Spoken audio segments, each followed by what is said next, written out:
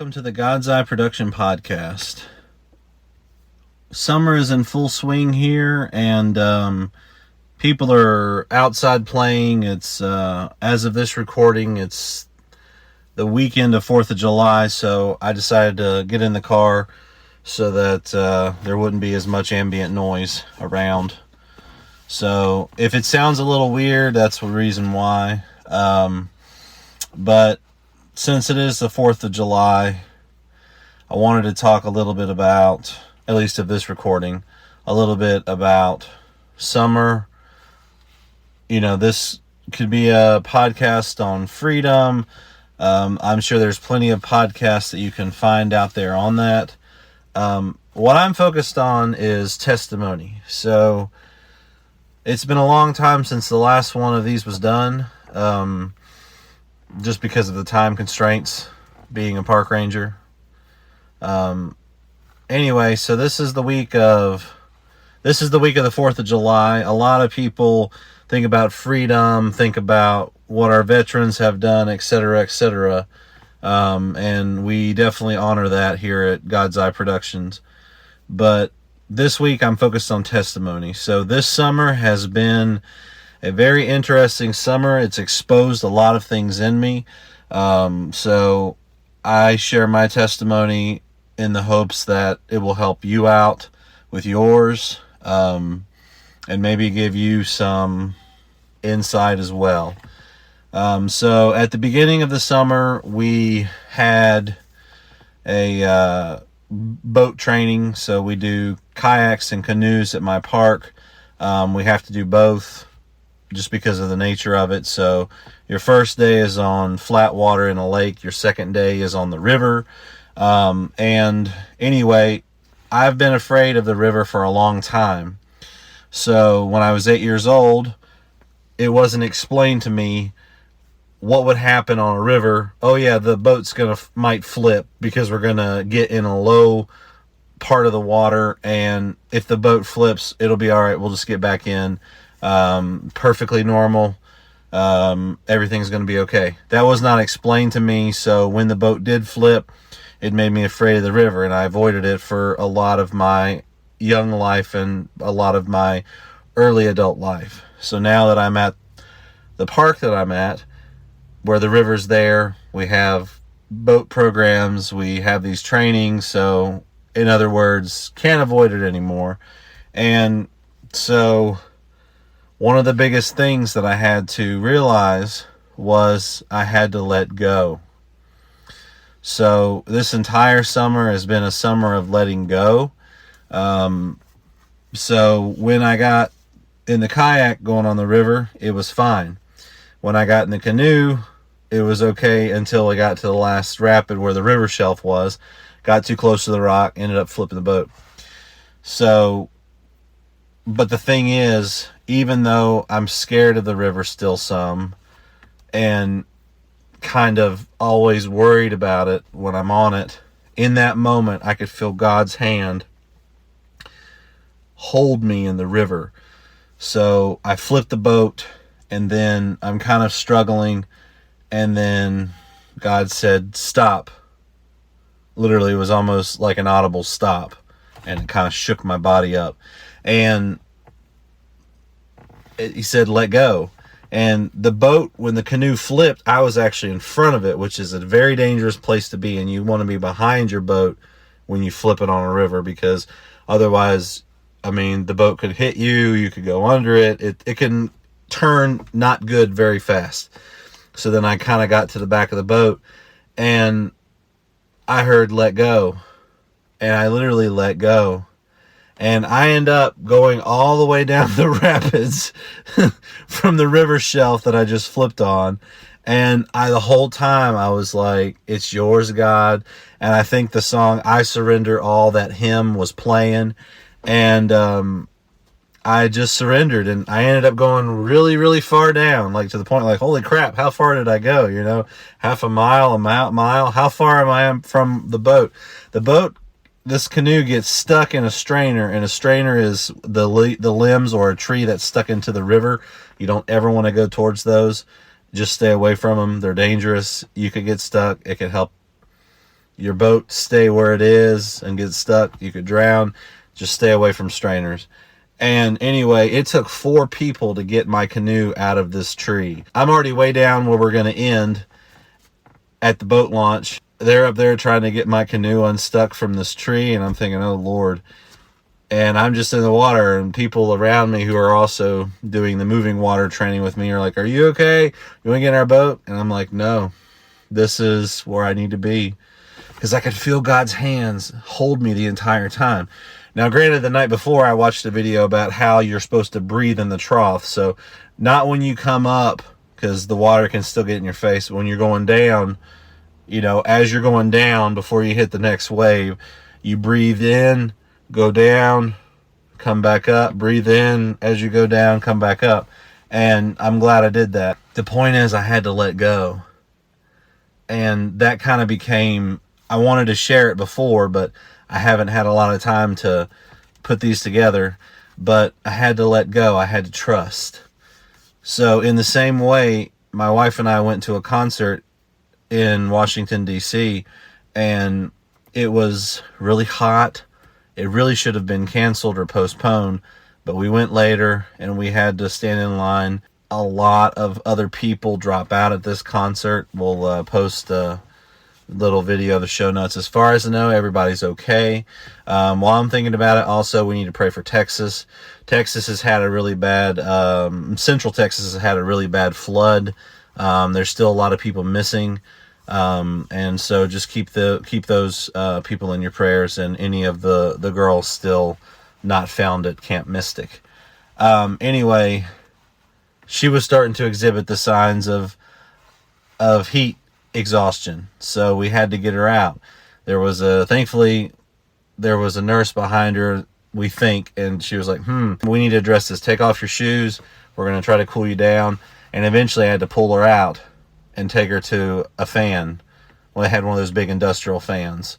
Now, I'm not talking about the fallout from this particular concert and this event. If you're interested, you can do your own research on that. My personal opinion is that it could have been handled better, and that's all I'm going to say. But a lot of people were not in a good way at this concert. So anyway, she had to let go in that situation. She had to let God have it and let her husband take care of her. So she had to let go in that situation as well. This entire summer has been about letting go and surrendering. Also, as a personal thing too, as part of this testimony, we're having a lot of things happen at the park with our staff. Everybody's all right, but people are moving on, people are moving up. So there's a lot of confusion and chaos. And today at church, I took it to the altar, because this park has always kind of been my baby since I've been able to go to it and since I've been working for it. So I had to take my baby and I had to leave it on that altar today at church. So our example today is Isaac and Abraham. So if you know the story, Isaac and Abraham are going to Mount Moriah, but God told Abraham, I'll let you know when you get there. A lot of people believe that Isaac was a little kid, but a little kid could not have carried that much wood. And if you do a little bit more digging into it, and we'll leave some of the examples in the show notes there, chances are Isaac was probably close to my age. So I'm 37 right now. I think he was like probably in his like 35, 36 or something. So because if you do a little bit of research, a lot of times the father and the son will stay together till he's, I think, like 75 or so in that culture. And then he kind of sets out on his own sometimes. So anyway, Isaac was a lot older than a lot of depictions are. So it kind of makes it a little bit less, how could God do that? Blah, blah, blah. Because the people who get really upset about that stuff, they always think about that. But no, from what I've done research-wise, he wasn't a little kid. He was older. He was almost 40 years old. But he had to trust. So he had the dagger. His son's there. His son had to trust. He had to trust. They had to let go and surrender. So the biggest takeaway from all this is, no matter what you're going through, sometimes you have to lay that baby that thing that you're holding on to. Oh, my family's not saved. I want them to, a move of God to save them. Help me with this diagnosis. Leave whatever it is. That's your baby. That's the thing that you're caring about, you're ruminating on, so on and so forth. Leave that at the altar and let God deal with it. And after you do that, don't pick it back up. This is something that even after laying this down on the altar, I came back today and I had to work on the driveway because it's terrible up here right now. So you have to drive kind of a crazy way to get up here in the place to park. So I've been taking rocks and putting them in the holes. But I got a little bit too stressed about it, upset with it. And then I had to lay that down too. So even though I laid the baby down of the park and everything going on, I had to then also lay the driveway down, because it's like I traded one baby for another baby, and it's just lay it down and release it. I'm reminded of, I think it was Hannah who gave Samuel to God, and he ended up becoming a very wise prophet. And Samuel, whisper, whisper, whisper. Yes, three times goes to the priest. So the priest says, say, here I am, Lord, and then the Lord will speak. So in the same way, like, some things we have to give to God. So, your work is a baby. If you're really dedicated to your work, your hobby might become a baby if you're really dedicated to that hobby. Maybe it's blacksmithing, maybe it's astronomy, maybe it's other stuff. But those are babies. And if you'll just say, God, here's my baby. You can take it. You can take better care of it than I can. I'm going to lay it on your altar. Please feed it. Please care for it. And at the same time, I lay down on your altar and I surrender. I don't know how to care for this baby. Show me how to care for this baby. And like every day, I've been trying to do that and lay down the burdens. And so I have all these babies right now on the altar. Now, when I say that, I am not talking about the altar of Molech. So it's literally like when you go into the church and, they have a dedication for your new son, new daughter, etc., baptism for some faiths. We're not a podcast that's going to get into the weeds on, infant baptism. Not infant baptism. That is a different tier issue than what I'm talking about here. So I believe that would be considered like a tier 3 issue or tier 2. I can't remember. Anyway, the point that I'm trying to make is like, you lay your burden on the altar. Don't pick it up. God can take care of your baby. Now, we're talking metaphorically here, but yeah, God can take care of your baby that you have. You've been pregnant for 9 months, you give birth, etc. Lord, thank you for this miracle in my belly. Here, I'm going to give it to you. I consecrate it to you. That's different than what I'm talking about. That's really good too. But all these little babies, maybe it's, like I said, hobbies. Maybe it's things you're trying to do. And you just lay it on the altar and you say, God, it's yours. And just leave it there. And you would be surprised and amazed how much better you feel. So when I laid that baby down on the altar, I slept so much better. So just take your baby and lay it on the altar and consecrate it to God and say, God, it's yours.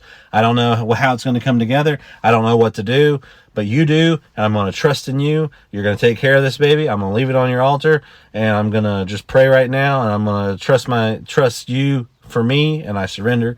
And just actually doing that every day, the stress comes off. Now I'm starting to get burdened again, so I'm going to have to lay that baby on the altar again because I tried to pick it back up, and God's like, no, don't pick it back up. I'm like, oh, sorry, God, there's my baby, it's yours. And you'd be surprised by just letting go and then putting that baby on the altar, like how much better you feel. And as I said, we're not talking about Molech, where you had to sacrifice your firstborn son. Not what I'm talking about here. That was horrendous. It's the Bible condemned it. The Bible still condemns it. So in terms of the spirit of Molech in the world and these other spirits that kind of are coming back and things like that, do your own research, pray, seek the face of God, pray for a spirit of discernment, because things that were are now becoming things that are again. And things are rising, principalities are rising, etc., etc. So do your own research. So a lot of events have been happening in the world this summer. So pray for each other. Pray for Texas. Pray for, continue to pray for revival. Another thing, I listened to a podcast, and I'll put it in the show notes, about how we're living in between ages or eras, and we're kind of in a gray zone right now. And I highly recommend that Wild at Heart podcast. And they also have reference to the guy that they had hosting on there. But just, it gave me a lot of peace, because you probably feel it. Your Christian friends probably feel it. Your non-Christian friends probably feel it. People are going deep into things. Everything's turning political because that's what they think is going to solve everything. But we're living in between eras. So you have what came before and what came and what's coming after, and we're not quite sure where we're going. But this is the greatest time at the moment to talk about God. People are more, it's kind of like around Christmas. And I'm not bringing that up because it's, that time, or like Christmas in July. No. The time that people are most willing to hear the gospel is sometimes around Christmas. I would say that the time for people to hear the gospel right now is probably in this in-between eras time, the gray zone, if you will. We'll put a link to that in the show notes. I don't really want to give a lot away because I think it's a good podcast. It's 2 episodes, and even though it's 2 episodes, I think it really helps give some orientation to things. So it's kind of like back in the old days when we had the mall and the big directory in the beginning of the mall that said, "You are here." And you go, okay, there's Belk, there's this store, there's that store. So in the same way, I feel like these podcasts that I mentioned gave some orientation as to where we are. That's just a quick note of some things that have been happening this summer. So this is more of a personal testimony podcast. But just continue to pray for Texas, pray for each other, pray for revival. Keep praising, because sometimes when your prayer life is kind of going down, your study's kind of going down, I would check your praise. Is your praise in your dipstick? You pull your dipstick out of your spiritual car and you say, praise is pretty low. That's going to affect everything else. So I'm preaching to me when I say that, so I'm hoping that's helpful for you guys, because I noticed that when I don't have a lot of praise, everything else kind of suffers. Now, if you have to have a praise forced out of you, that's something different than just doing it to be able to move, because it's a fleshly action to get to a spiritual thing. But like I've said before, we enter his courts with thanksgiving and praise. But the praise on the outside court is going to be different from the praise in the inside court.